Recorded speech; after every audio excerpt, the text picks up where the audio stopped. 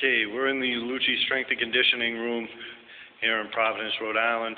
I'm Jason Price for Athletes Equation. We're going to get on the whiteboard again. I'm going to talk about a term that I love over here that talks about core strength, I think, appropriately. And it's the term muscular fusion. And a good description of that is going to be the deadlift. So we're going to look at, again, here are my crude drawings of the deadlift. The triangle right here is going to represent the pelvis. The spine, I drew a straight line, but it's going to create an elongated S. Here's your upper thigh, your shin bone, your foot. So in the deadlift, you start with the bar. This is the barbell right here, no weights on it, right over the middle of the foot.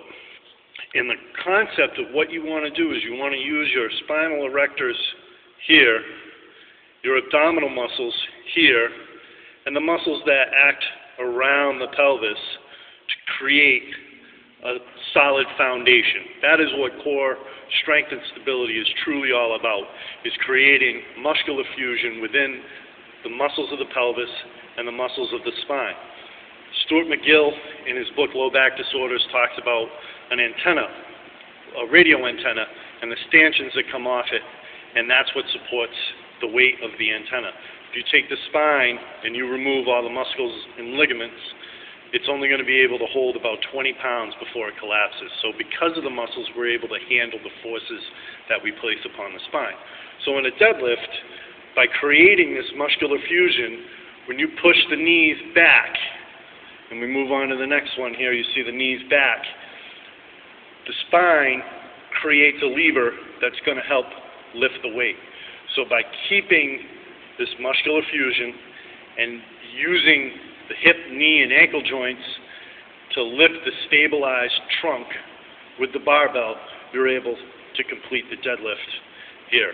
And, you know, in my crude drawings, what you hopefully are able to see is how the pelvis is being maintained throughout the lift, and it's actually just the hip joint, the knee joint, and the ankle joint that are doing the primary work.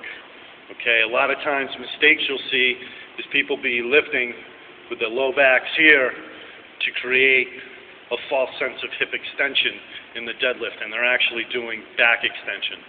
So, again, the term muscular fusion, get used to it.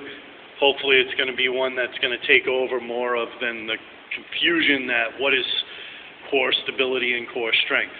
Let's start thinking of it as creating muscular fusion within the joint of the low back, the thoracic spine, the hip, and creating overall fusion with the musculature, and that is strength and stability. Okay, so again, muscular fusion, get used to it. All right, this has been another weight room whiteboard description. All right, have a good day.